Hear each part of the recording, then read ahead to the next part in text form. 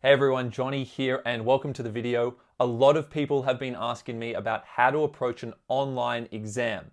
What's different, if anything, from an exam performed at your home, in the comfort of your bedroom, at your desk, versus an exam that you do in an exam hall at school under supervised and timed conditions.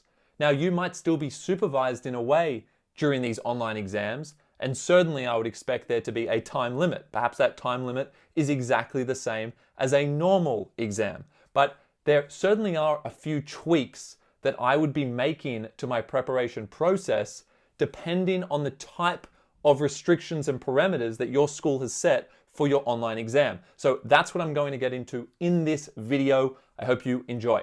I should also say that if I don't address your particular situation, a lot of schools have different setups and formats for these online exams. And if you still have a question on anything that applies to you, please write your question in the comments below and I will do my best to reply to those as soon as possible. So the first thing I want to note as a general piece of advice for an online exam for English, and I suppose this does carry over for other subjects as well, you want to approach it in a very similar way to how you would approach a normal in-class exam. So there will be some slight tweaks, but I want you to keep in mind that it's not as different as you think, or at least it shouldn't be treated as being that different to a normal exam. Because this ties into the next point, that you don't want to be overly reliant on notes, even if you have an open book exam. So if you have an open book exam where you're allowed to have notes, you're allowed to have, sheets of paper with you at your desk, that's awesome. But here's the risk there, and this is why I actually prefer closed book exams. It's because you actually can get into a false sense of complacency. You can think that, oh, I don't need to actually memorize my essay. I don't need to be as familiar as I would have had to be if I had an in-class exam. But that's wrong, because if you have time limits on the exam, you are going to get into this sense of complacency where you think you can just kind of shuffle through notes on the day, but the time is going to go very fast, and before you know it, you might be out of time and you're only halfway through a response because you've been flicking through notes and trying to refresh yourself on these core materials that you should really have known inside out. So the key tip here is not to be overly reliant on notes and on printout essays and on essays that you've got there, and that if you would normally memorize an essay, then you should still memorize the essay even if you're allowed to have that essay in front of you, because it is going to be so much slower to have to keep looking back at that essay and look at that draft and then write it on the paper. It's actually going to mean you write a lot less and the quality is not going to be as strong.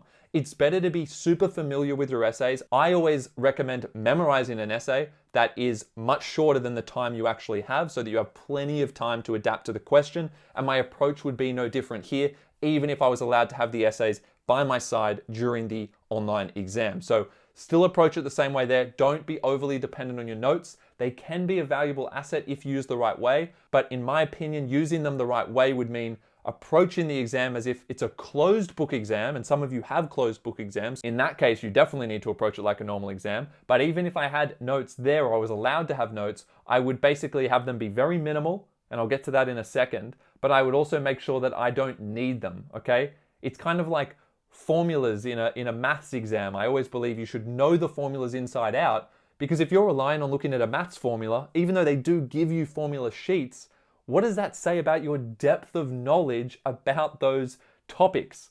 How are you going to be able to do a harder question? And in this case, if you don't know those core materials, how are you going to be able to deal with a harder question, an essay question, for instance, if you don't even have that starting point down pat? Okay, so your starting point is to know off by heart your core materials for a draft question. And then the next step is to be so familiar with that so that you can actually nail the adaptation to the particular question that you're given on the day. My third tip here is that if you do have an open book exam, so you're doing it online, but you're allowed to have printouts and notes with you, then my advice is to make sure you actually do print them out and don't have them on your screen. Some of you may not even be allowed to have any kind of technology during the exam anyway, but if you are, I wouldn't have my essays and all of that up on the laptop screen where I need to keep looking. I would actually have them printed out, because that allows you to make annotations during your preparation period, so in the next few days for some of you watching this. And it also is just far easier to work with a few simplified, concise sheets of paper next to you and your exam paper versus going on your screen and having that visual distraction. So I don't really like even looking at the laptop. I would have it shut unless you're doing a typed exam, of course. If it's a written exam that you're doing, I basically don't even want to be looking at my laptop. I want to have everything printed out. And leading into my next point, I would have a very minimalist approach to the printout materials. So what would I actually print out? Well, for my essays, for instance, I would have my final draft typed out, printed out. I wouldn't have the written version because that's too many pages to flick through. Easy to have it nice and clear, typed out. You can enlarge the font if it makes it easier for you, and have that page or two for each essay section that you're being tested on by your side. So that's all you need for the essays, plus what I'm about to tell you.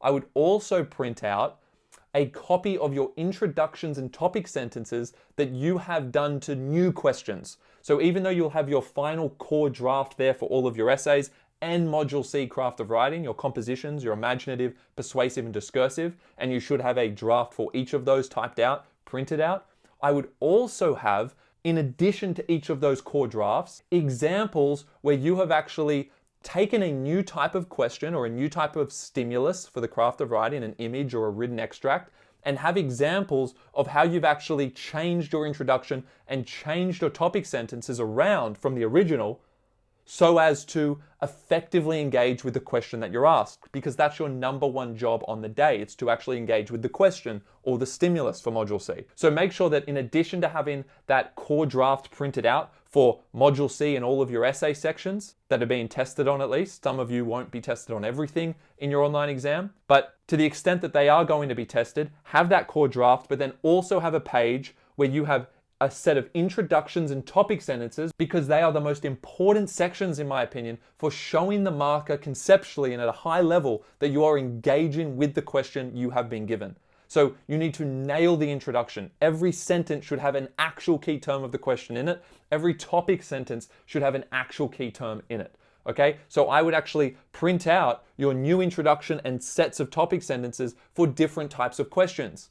Now you might be asking, well, what different types of questions? Well, here's a really valuable list. So let's say I had a common module essay, or I had a module A essay that I was preparing for, and I'm happy with my final draft. I've timed it out. I know I can do it in 32 minutes. So I have at least 8 minutes to spare on the day of the exam. That's great. That's ticked off. Okay. What I'll also print out is a copy of introductions and topic sentences to these types of questions. So get one question for each of these types. You want a question on a particular theme, because you could get asked a question that asks about a particular theme or idea. So prepare an example to that. You don't need to do every theme, just choose one theme so that you are familiar with adapting to that kind of question. It's not really about dealing with the theme itself. It's about dealing with that kind of question. So a theme-based question, a question that asks about form, a question that actually gives you a critical perspective or a quote from a critic that you were asked to comment on. Maybe they give you a statement and they say, to what extent do you agree with this?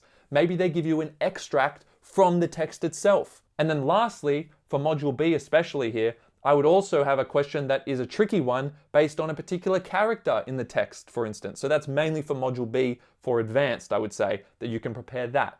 So they're all the key types of questions. So there's about 5 there for you. So for each of those 5 different types, if I was really preparing myself for a full mark response, I want to get full marks, and all of you should be aiming for as close to full marks as possible, obviously, no matter where you sit. Have those 5 different types of questions. And then that means I'm going to have a couple of pages for each essay where I have an introduction and 3 to 4 topic sentences, depending on your structure, for each of those questions. Okay, so that's what you can have prepared there for the essay, and also for the craft of writing, you can get an image and you can get a written stimulus, and then you can actually practice rewriting, especially the opening of your imaginative, persuasive, and discursives, so that you can practice engaging with that particular type of stimulus and really try to preserve as much of your core material as possible, but try to do so in a very adaptable way, a very flexible way, where the marker will clearly see how you're engaging with the stimulus that's been provided.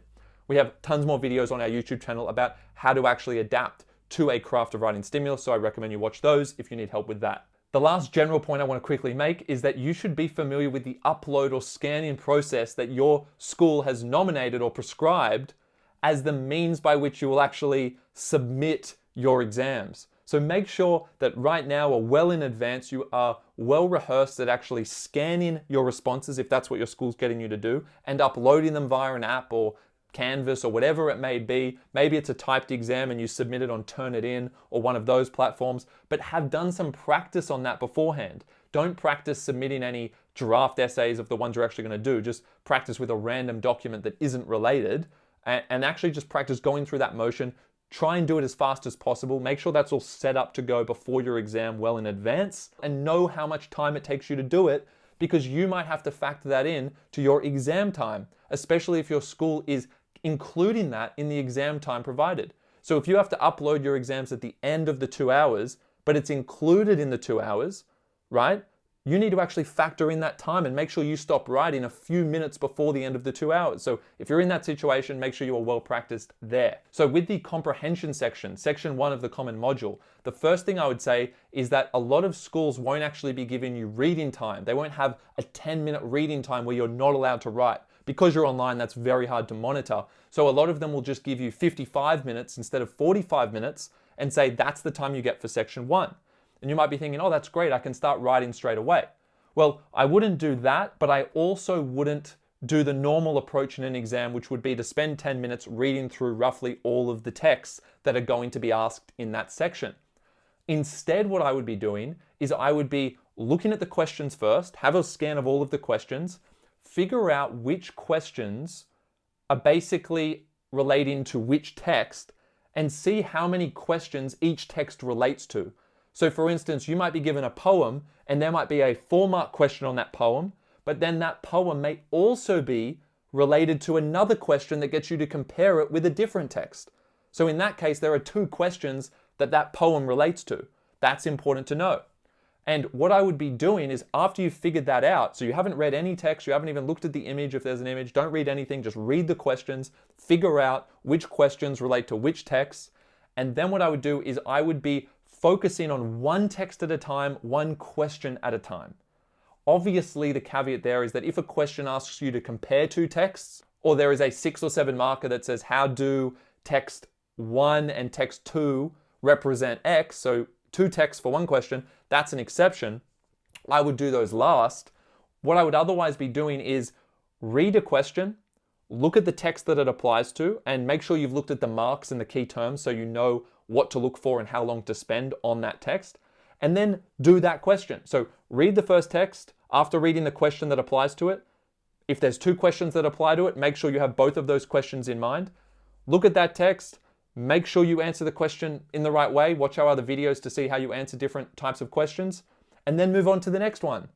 So the point is to basically tick off the text one at a time rather than reading all of them within the first 10 minutes and then doing the questions. I would actually be doing this text by text, question by question approach, where you look at a text, after looking at the questions that apply to it, answer those questions, then move on to the next text. Okay, so focus on one text at a time to the extent that you can, and where you need to give an answer that draws upon 2 texts, make sure that you have actually answered any individual questions on either of those texts before you do that comparison question. The other thing that's really important with your preparation is if you have an open book exam, or even if you have a closed book and you're preparing some notes, I would recommend having 1 concise page for each text type. So an image, a poem, a prose fiction extract, and a non-fiction extract. They're the 4 types. Non-fiction is like a feature article, for instance, whereas the fiction, the prose fiction, is like a page taken out of a book, a story. So for each text, I'll just show you this. This is a very, very messy and kind of ugly example, but hopefully you can see that. So if I was going to print out a document and I would do this typed, I would have the type of text at the top, so you can see poetry. I would then have an example of a short poem here, and then I would have annotations. If you can see that, I would have annotations where I'm showing myself examples of finding the technique, so you're quick on the day at finding the techniques in your poem. And then on the side here, I would have a more general list of techniques, and it's great if you have some acronyms to help you remember different techniques. So MEST is best is one we always have. You can look at our other videos for those.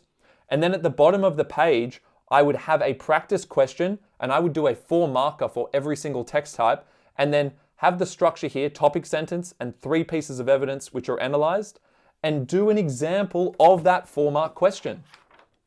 So at least there you have for reference an example of a text, how you can spot techniques, and how you can actually answer a question in a polished and concise way. You want to be really concise with how you answer the questions, and you have time to actually prepare those beforehand.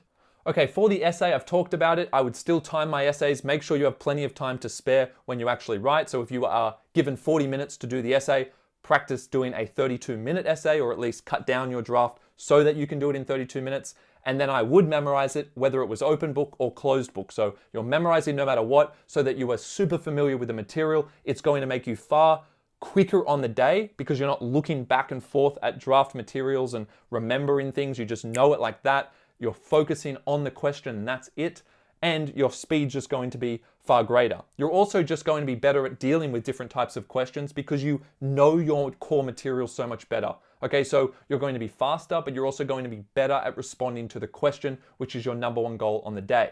As I said before, you print out your final drafts and you have those intros and topic sentences there as well for each of those essay sections. Obviously, if you were doing a typed exam where you're submitting a typed document, then you actually want to have a document up there, a tab open with all of your final drafts and those intros and topic sentences. Still print all of those out, but obviously have them open in your browser or on your laptop or whatever you're doing the exam on, so that you can have that option of copy pasting if you're allowed to do that. Some schools have it so that you're not allowed to copy paste and you need to type it fresh, which is fine. You can just have it up side by side and be typing in the relevant parts. That will make you far quicker. And then you can be making those tweaks and adjustments as you go there.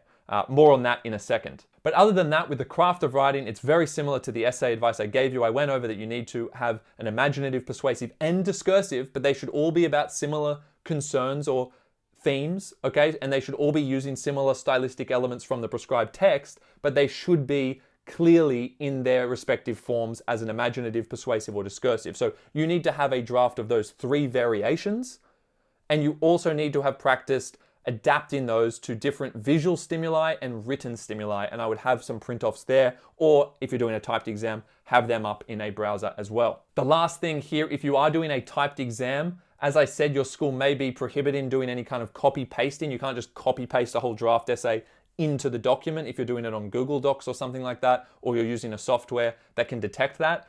Fair enough. But if you are able to actually do a copy paste system here, once you get given your question, what I would be doing is I would be copy pasting paragraph by paragraph. So I would do my introduction, say I get the new question. I've already got my typed up document. I would just copy paste that intro straight onto the new doc. And then I would spend 5 to 10 minutes tweaking that to make it a perfect introduction for the new question.